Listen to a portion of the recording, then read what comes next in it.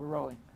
Um, During the run of the Bill Dana Show, and then even afterwards, you kept very busy on all the popular variety shows of the day. Ed Sullivan, Hollywood Palace. I mean, Jose had a very long life, longer than just the Bill Dana Show. Well, but I had a mystery show in the middle. It was the Las Vegas show, which is fascinating. That's another. We'll get to that. One of history's mysteries.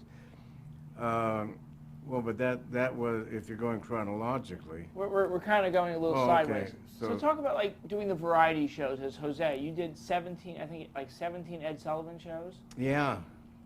Oh, Ed just loved to be a straight man, and that was a great opportunity. Besides, he was a fan. He used to call him Jose Jimenez. He used the Castilian pronunciation. Jose Jimenez. In fact, I can't do, I'm not an impressionist thing. But it was maybe the world's best gig, because I would come in on a Saturday and go to lunch or mid-afternoon, whatever we would have, at the Delmonico with a Jose bit. We'd run it down, and Ed thought he was the king of comedy, and he'd suggest some changes, and then the next day we had run through the tape address, and then I don't know in that span whether they went from tape to, I mean, from live to tape. Probably. But it was a wonderful experience, the Ed Sullivan Show, and it was just very I made more money. I made twice the salary. The top of the show was $7,500 then, and I was only making $3,200 for a whole episode of the Bill Dana Show. So. Now, what about the material? I mean, did you have a writing partner to come up with all these different routines? Well, a lot of people. I mean, luckily I was a writer, so I could do that, and I did a lot of Jose ad-libbing, having people throw questions at you and responding, and then those stuff that worked you'd keep. My main writing partner, of course, was Don Hinckley. There's been a lot of people that have written for the character, but I was able to be the final arbiter with what he did, simply because he was my creation, and I pretty much knew what he would say and what he wouldn't say. Do any of the Sullivan's appearances stand out more than the others? The one aspect stands out, that a couple of shows I had pals in orbit. I remember Apollo 7, that we said hello to Wally Schirra. It was Don Isley, Tom Stafford, and Wally Schirra. So Ed was very proud of the fact that the astronauts, who were such great heroes, that they loved Jose Jimenez. He knew about that, and that was a very American thing for. As Jose, you also did a TV special, Jose Discovers America. Yeah, that was the Bell system. Ma Bell was in existence in those days. And for the long lines, it was, Jose had been working in a hotel, so they had these tent cards, millions of them in hotels everywhere. Phone ahead for reservations. So I was their spokesperson for AT&T. And both of the specials that we did were based on little-known annual events across America. And there was a big national PR campaign called Discover America, and we made ourselves part of that. Then I want to go into the retirement of Jose. I think there was something about the Jello pages. I think there was a big outcry. Yeah. Was that the turning point? That was Southwest Bell. Let your fingers do the walking through the Jello pages. When it was starting, I was the first person that the people, the Latino group, called. They said, "Hey man, it's the phone company, you know. We love you, but gee, it's too good a target. We're fighting, you know. We need some kind of recognition." I said, "Take your best shot," you know. So it was a very strange situation to be on both sides. They ended up equating Jose very, very unfairly with actual Latino actors who were forced to do the C sign, and then Mel Blanc, lovely, lovely man, but Jose was 180 degrees away from C sign. So if I came into the room and says, "Anybody here order something?" I'm betting that people wouldn't think that was an actor coming in. And Jose Jimenez was an acting role. You know, some exaggeration for the sake of humor, but it was not a caricature. It was a dialect. And I had Cantinflas, he was a fan, you know, Mario Moreno, world's most important Latin, maybe in the history of Mexican comedy for sure. But then you They love that, and Ricardo Montalban and all that, and I was the original meetings for La Causa, for the cause, were at 8418 Franklin Avenue. Ricardo Montalban, Vicky Carr, was a guy by the name of Joe Cap, who was a football player, a Mexican-American guy. So all of the people who were in the movimiento, the movement, they knew that I was very much on their side. I went on a fundraiser with Anne Margaret and Anthony Quinn at the same time that Jose Jimenez started to get lumped in with all of this. Forgive me for my bald spot and for my throat. But then you decided to retire him, and I think at a big concert. You said you decided to, I think, kill Jose, right? The worst thing I ever did. I was stupid. It was very muy macho. It was very Mexican. I'm gonna have to wait for a minute.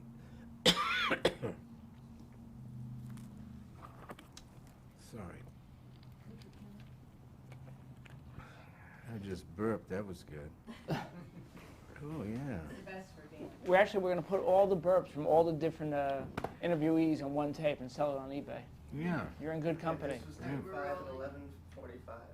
I never stopped rolling. I started rolling right after. So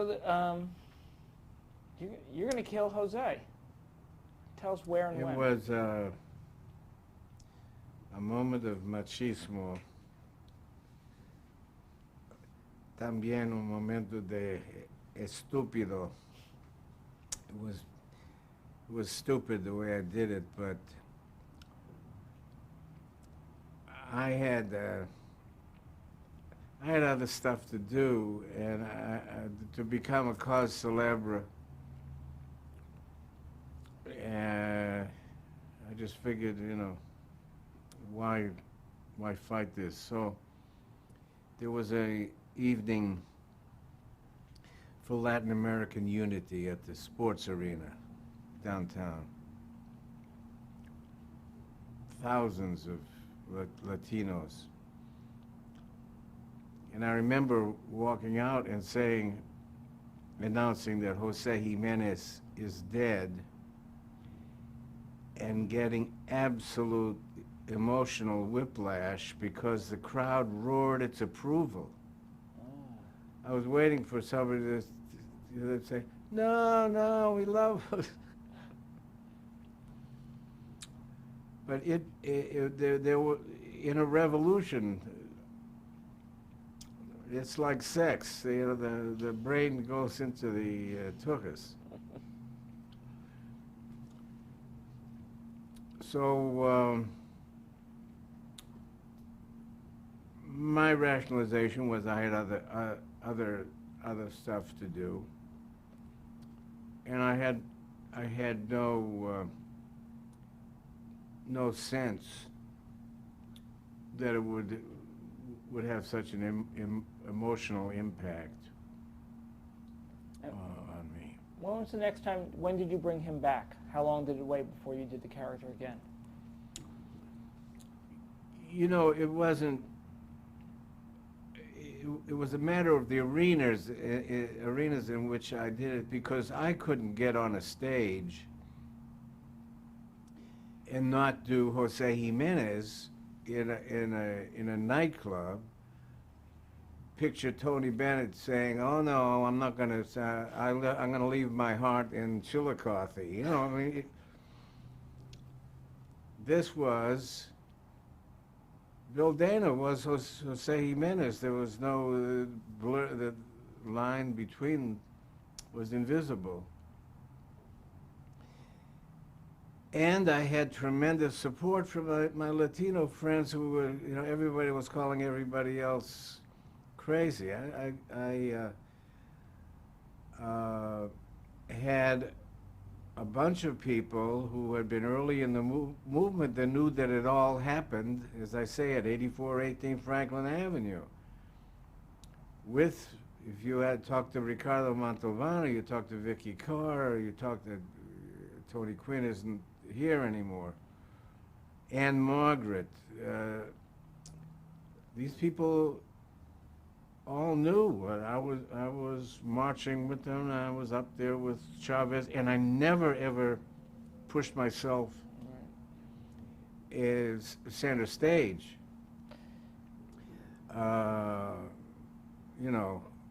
Look at me, how I'm dying on the cross. I'm your Jesucito. Another person who loved Milton was I was reading the liner notes to your Laugh.com CD. Was Milton Berle. He just loved you and loved that character. Yeah. Now we're going to go back a bit. 5 minutes ago, you were a page at NBC outside the Milton Berle show, and now you're writing and producing Milton Berle. Yeah. What was that like? It was great. That was Nikki. I remember I was at the Fairmont Hotel. I was appearing up there. And I was doing very well. It was very affluent. I never became a zillionaire or anything, but I did well. And the phone rings, and it's Nicky Vanoff and Billy Harback. I said, "Oh, I get great news. We have great news." "Yeah? We're going to do the Milton Berle show, and Milton wants you to be the producer." I said, "Is there somebody else using Berle's name? Because there's an Uncle Milty that I knew I knew. Ah, come on, he's changed. he's going to be terrific. Don't worry about it. He's a changed man. I said, you guys are wealthy. What do you need? Anyway, they talked me into doing it because I was the only name the network had on a list of producers that Burl approved of. Now, were you getting, So, when you had the job, were you getting flashbacks of that guy yelling outside the... oh, no. I mean, this was not producing. This was choreographing a typhoon. I mean, you never saw such chaos.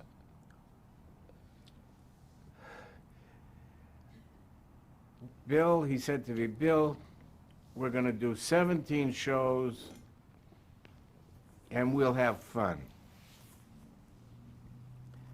I said, Milton, you know I love you, I respect you, you're my God. I used to bring messages through the Ruth Cosgrove, who he's already now married to. It was on the phone. You've shown me your ample phallus. I mean, we've been dicked. You know, we know I couldn't admire you more. I mean, your Uncle Milton, but you know, would you want to produce? Oh, come on, that's anyway. So I bought it. Now dissolved. We're in that. The studio still had the JL. It had been built by Jerry Lewis. Palace Theater. Yeah, with the Hollywood Palace. But I'm sitting there. Betty Davis has just gone screaming out of the theater. How can you work with this beast? He's ripped the baton out of Mitchell Ayer's hand and told him, no, this is a Bright 2. This is a Bright 2. Here, you know. Billy is slashing his checkbook. I mean, Nicky Vanoff, I mean, they were deficit financing this thing. 3 o'clock in the morning. And I'm in that dressing room, and Burl is sweating. He's got a towel around. He's got his famous terry cloth robe on. I said, Milton, remember when you called? We're going to do 17 shows and we'll have fun. He says, right. We'll do the 17 shows and then we'll have fun. Well, I mean, I wouldn't have changed it because it's, you know, you be dealing with Burl, you become part of show business history. Agonizing as it may be, but and I loved him. He was amazing man. Who were you writing with? Did you have writing partners? Who'd you work with on that? Well, I was producer. Producer, I'm sorry. Yeah, I hired writers. Now that show didn't last long, but it lasted a little longer than the United Network. Let's talk about that venture. United Networks, boy, that's history's mystery. Yeah. What was it? I have no idea. Nobody knows where those tapes are with the names, with the greatest names. We're now switched to United Network. Yeah, it was the idea to create a fourth network. Fourth network, the United Network. Ollie Trez, who had been president of ABC. Yeah, Mace, who was some of them? Mace Neufeld. David Armand. That show, and we put together a stock company. One of the writers, Jerry Mayer, came on. He hadn't written before.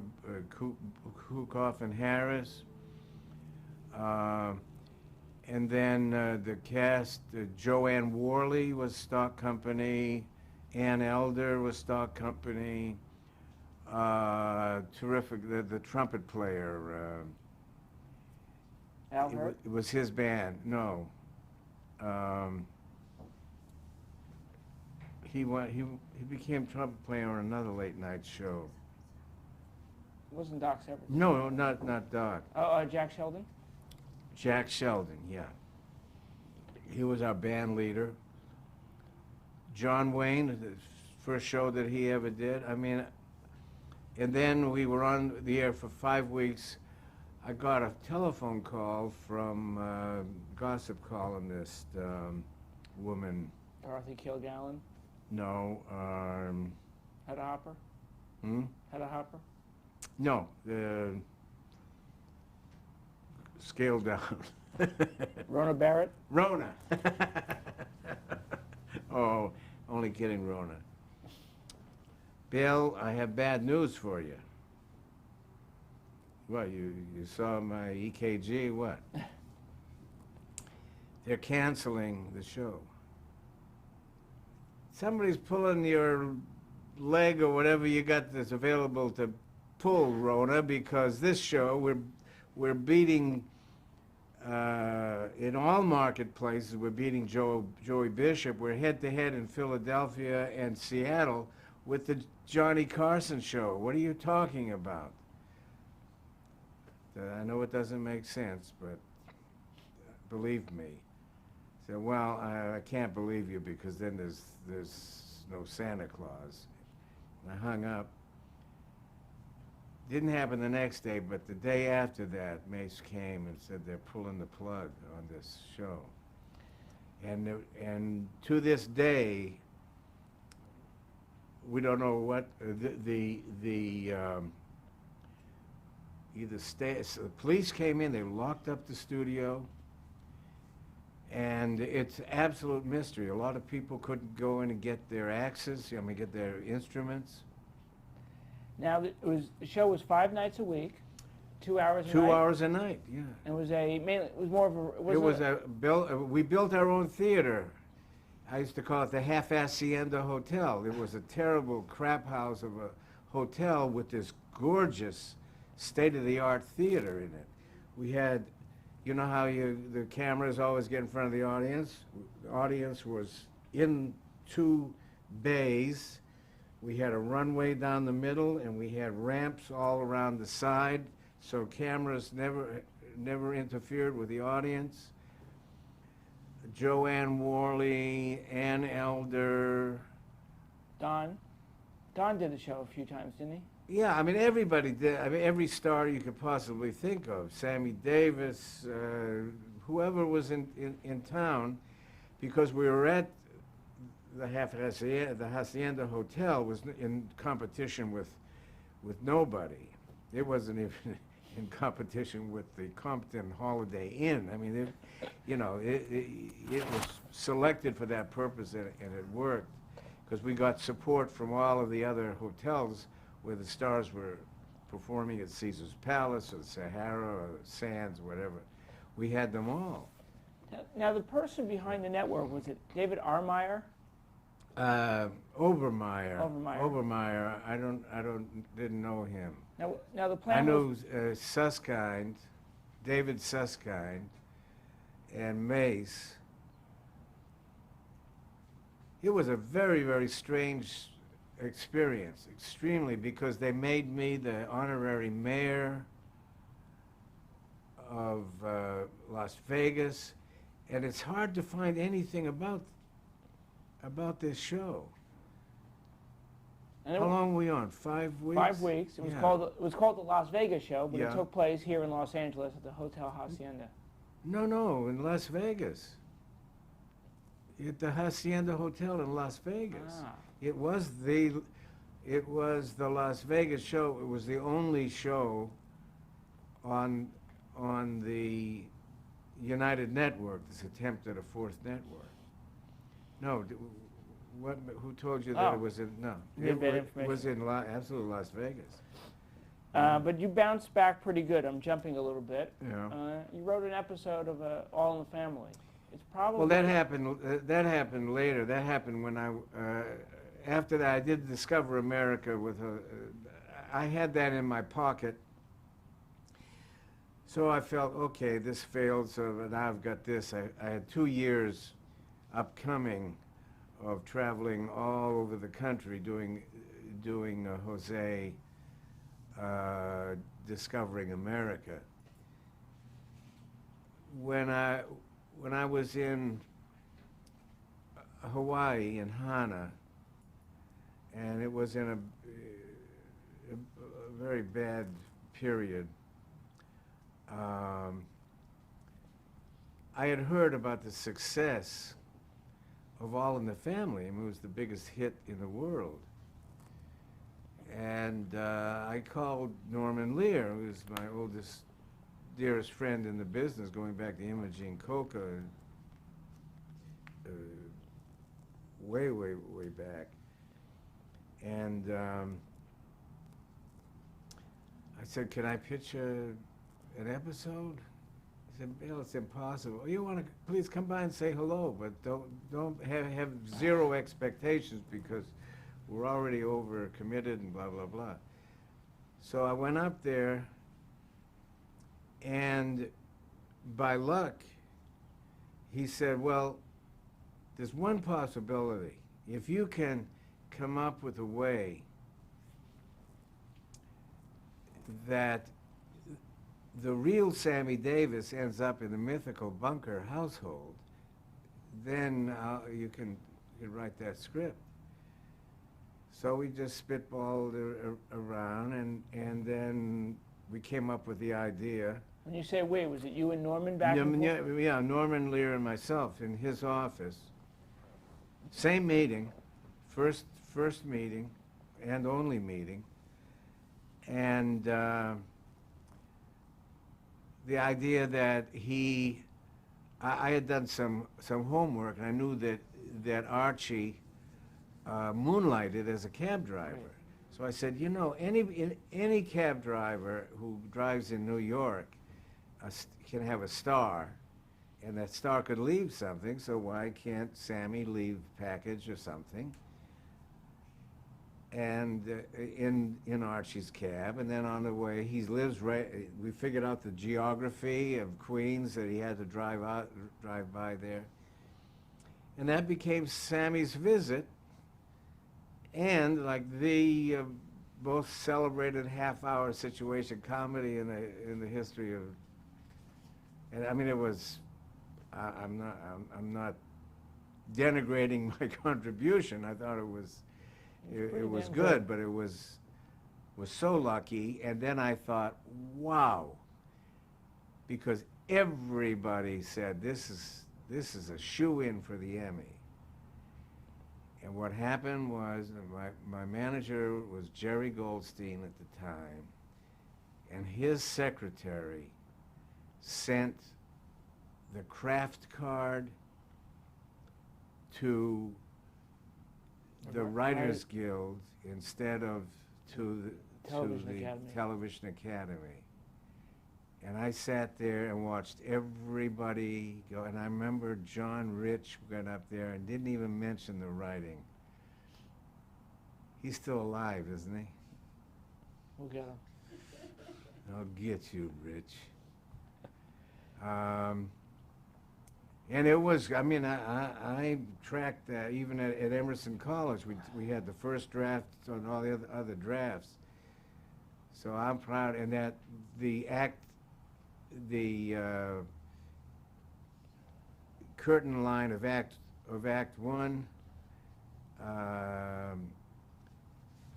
where Archie's telling her, hey, now don't mention the eye, you know, it's got a glass eye, so don't even look at it. So he leans over and he says, Mr. Davis, you want cream and sugar in your eye? Perfect. Yeah. We're going to continue that. That's great. One word to you? Yeah. Yeah.